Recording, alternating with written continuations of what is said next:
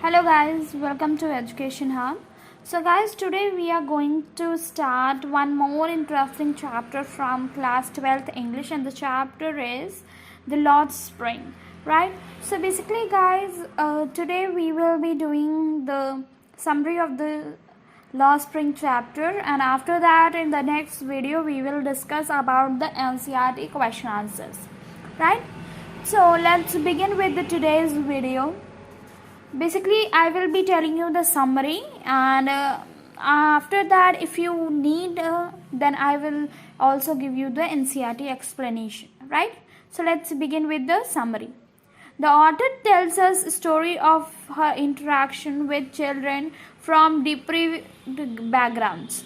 So जो author है इस chapter की वो हमें ऐसे बच्चों की background stories बताती हैं जो कि काफ़ी बच्चे कुछ डिप्रेव्ड यानी कि बहुत ही ख़राब बैकग्राउंड से बिलोंग करते हैं, right? She describe the a poor condition of life in a interesting manner. So जो ऑथर है वो जो बच्चे हैं डिप्रेव्ड बैकग्राउंड के पुअर बच्चे जो हैं उनकी पुअर कंडीशन और लाइफ को भी बहुत ही इंटरेस्टिंग तरीके से एक्सप्लेन करती है. The story touches the reader and is thought provoking. So जो ये स्टोरी बेसिकली हमारे हार्ट टचिंग है क्योंकि बहुत ही इंटरेस्टिंग वे में ऑथर ने हमें स्टोरी में बच्चों के बारे में डिस्क्राइब किया है. एंड बेसिकली इस स्टोरी को पढ़ने के बाद जनरली हमारे बहुत सारे थॉट्स हमारे माइंड में आएंगे, and there must be a lot of changes in our thoughts also. The author describe two of her encounters with children from depriving backgrounds. So basically author जो है दो सिचुएशंस बताती है, दो टाइम की बातें बताती है जब उसने उसकी कंडीशंस में उसने बच्चों से मिला जो कि बहुत ही डिप्रेव्ड बैकग्राउंड से यानी कि बहुत ही बुरे बैकग्राउंड से बिलोंग करते हैं. Through them she wants to highlight the plight of street children forced into labour early in life and are denied the opportunity of schooling, right? So basically जो author है वो इस फैक्ट को highlight करना चाहती है कि जो गरीब बच्चे होते हैं, स्ट्रीट चिल्ड्रन होते हैं, उनको ज़बरदस्ती उनसे काम करवाया जाता है अर्ली स्टेज ऑफ लाइफ में जब उन्हें पढ़ाई करनी होती है, और अगर वो पढ़ाई करना भी चाहते हैं तो उन्हें उससे वो हक उनका छीन लिया जाता है. Also she brings out the callousness of society and political class toward the suffering of the people belonging to poor background.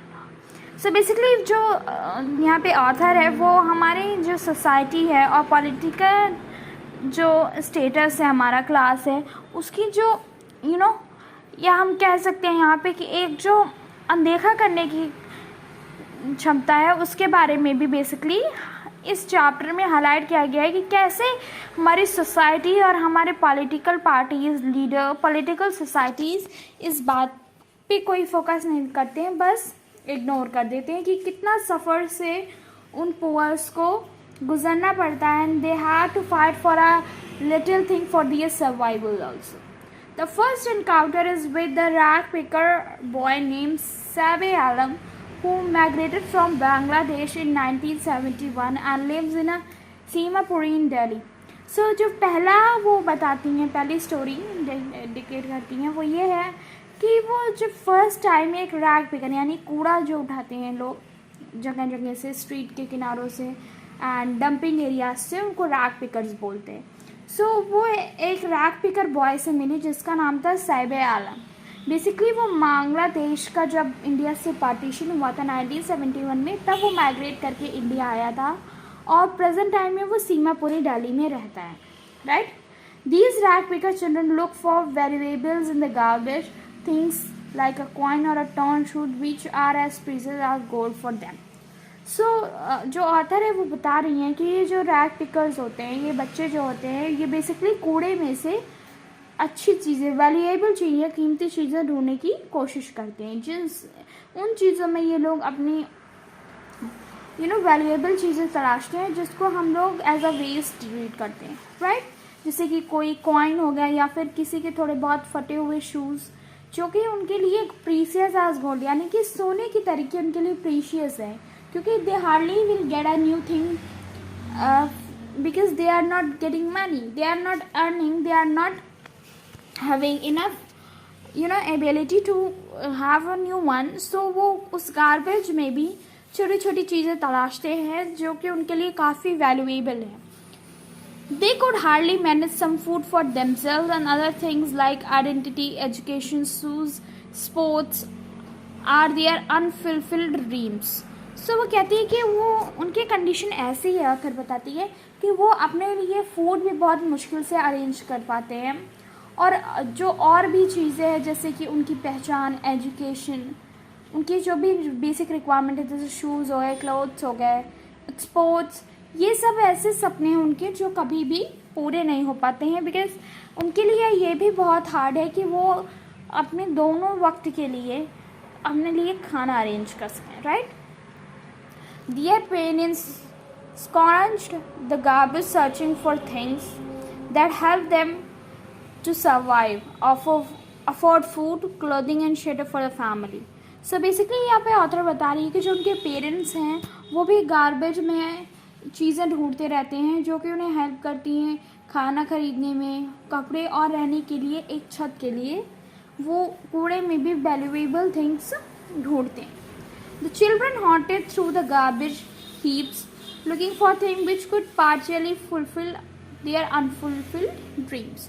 तो अपने पेरेंट्स के देखते देखते ये बच्चे भी उन जो गार्बेज हीप्स होते हैं यानी जो कूड़े का पहाड़ होते हैं उनमें वैल्यूएबल चीज़ें ढूंढने की कोशिश करते हैं, सो दैट जो उनकी ड्रीम्स फुलफिल नहीं हो पा रही हैं उनमें से कुछ ड्रीम्स आधी अधूरी भी पूरी हो सकें. सो इस होप में वो गार्बेज हीप्स में वैल्यूएबल थिंग्स ढूंढते हैं. One day the writer saw the boy holding an steel can going towards the milk booth. So एक दिन का इंसिडेंट ऑथर एक्सप्लेन करते हुए कहता है कि बेसिकली एक दिन उन्होंने एक लड़के को देखा जिसके हाथ में एक स्टील कैन था और वो मिल्क बूथ यानी कि मिल्क शॉप की तरफ बेसिकली जा रहा था. He had got a job at a tea stall. वो कह रहा है कि वो जो लड़का था उसे टी स्टॉल पर चाय बनाने की दुकान पर नौकरी मिल गई थी. He was happy that he would get 800 rupees and all the meals. So वो बच्चा जो था छोटा यानी ही वॉज वेरी हैप्पी, वो काफ़ी खुश था क्योंकि उसे जॉब मिलने के बाद 800 रुपीज़ मिलेंगे और उसे खाने के लिए कुछ मील्स भी मिलेंगे. The writer notice that Sahib had lost the freedom of being his own master, which he had enjoyed as a rake picker. So basically author कह रहा है कि जब साहिब को जॉब मिल गई तो उसने अपनी जो फ्रीडम थी वो खो दी. वो उसको अपने बॉस के अकॉर्डिंग काम करना पड़ता था. सो ऑथर ये कह रहे हैं कि उसने अपने फ्रीडम को खो दिया था और जैसे वो काफ़ी फ्री रहता था, हैप्पी रहता था रैक पिकर की जॉब में अपने रैक पिकिंग करके, and he was not same as having freedom and happiness. और सेकेंड इंसिडेंट बताते हुए ऑथर कहती है the second boy was Mukesh who belong to a family of bangle maker in Firozabad. So दूसरे बॉय का नाम ऑथर बता रही हैं मुकेश था जो कि एक बैंगल मेकर की फैमिली से बिलोंग करता था. Basically he was from Firozabad से था और उसकी फैमिली में बैंगल मेकिंग का काम होता था. The boy had a dream of becoming a car mechanic. So उस बॉय का जो ड्रीम था वो था कि वो कार मैकेनिक बनना चाहता था, right. On the contrary, his family was traditionally engaged in bangle making, although the profession harmed them physically and they hardly earned any money out of it. So वो बताता है कि बट उसकी family जो थी वो काफ़ी समय से बैंगल मेकिंग के काम में लगी हुई थी, चाहे उनकी इस प्रोफेशन से उनको फिजिकल हार्म के साथ साथ mental harm भी होता था because they were not able to earn money, right? But still they provoked Mukesh to follow the same passion and his traditional job, right? Still no one dared to dream of doing something else due to the fear of police and the middleman. So basically जो उसकी family members थे वो जान रहे थे कि they had no option rather than doing their traditional work because उन्हें लगता था जो policemen थे they will not let them do any of the work. The family elders were content that other had the other had teaching the art of Bengal, making to their children. They had been able to build them a house to live in. So जो family में adult members थे वो अपनी job से काफ़ी satisfied थे basically, क्योंकि वो हमेशा से ही आर्ट बैंगल के मेकिंग टीचिंग के काम में लगे हुए थे. एंड इसी बैंगल्स के मेकिंग प्रोफेशन से उन्होंने अपने बच्चों के रहने के लिए एक घर, एक छत डेवलप कर ली थी, बना ली थी. The boy wanted to be a car mechanic. Cars were all that Mukesh had seen on the road of his town and so he couldn't do dream any further. So कहता है, ऑथर कहती हैं कि जो बेसिकली मुकेश था उसने अपने गांव से निकलकर जब वो शहर में आया तो उसने सबसे गांव में भी उसने कार्स ही देखी. So he wanted to become a car mechanic and that was a very big dream for him because he has just only seen the car on the towns and even few cars on his village roads also. So he wanted to just become a car mechanic and it was a really big dream for him, right? So author has here explained the two incidents, how poorly the people who are from deprived backgrounds are treated. Basically they have दो factors हैं basically जो यहाँ पे affect करते हैं. There are two factors. First one is the societies and the second one is few cases have the case of mindsets also, right? देखते हैं. पहले जो सोसाइटी है वो है कि हम लोग बेसिकली ऐसे लोगों को बहुत ही इलिटरेट समझते हैं and we treat them not in a good way, right? So इसमें सोसाइटी का भी कुछ फॉल्ट है कि हमें ऐसे लोगों के लिए सिंपैथी रखनी चाहिए, हमें उन्हें कुछ ना कुछ सिखाना चाहिए, कुछ ना कुछ बताना चाहिए, because they are not same as us, right? If they were same as us so we didn't need to be insulting them, right? So हमें उन्हें कुछ ना कुछ बताना चाहिए, कुछ सिखाना चाहिए and we should interact with them, right? जिससे कि वो भी थोड़ा सा नॉर्मल फील कर सकें सोसाइटी में एंड जो भी उनके मन की बात है या we should let them eagerly accept, right? अभी भी बहुत से ऐसे लोग हैं जो अपने घर में रैक पिकिंग वालों को और you can say house cleaners को बहुत ही बुरी तरीके से ट्रीट करते हैं. And they give the reason for that also, that they say we belong to higher class and they are the lower class people, right? But the mentality is different, right? Lower class people have better mentality than the higher class peoples. So हमें अपनी तरफ से बहुत कोशिश करनी चाहिए कि हम उन लोगों की हेल्प कर सकें जिनको हमारी हेल्प चाहिए. And the second factor is mentality, right? Mentality किसकी? Basically for the lower class people, right? जिसे मुकेश के केस में ऑथर ने बताया कि उसके पेरेंट्स काफ़ी लंबे डिकेड से बैंगल मेकिंग के काम में थे.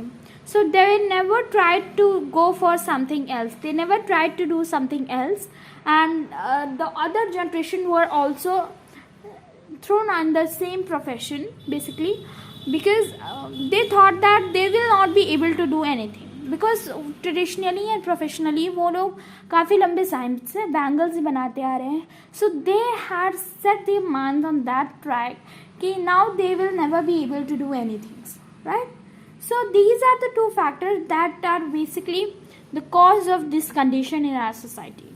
सो as being a part of our honorable country and being a part of a society, we should try to maintain the decorum. We should try to do something that is really needed by our society, right?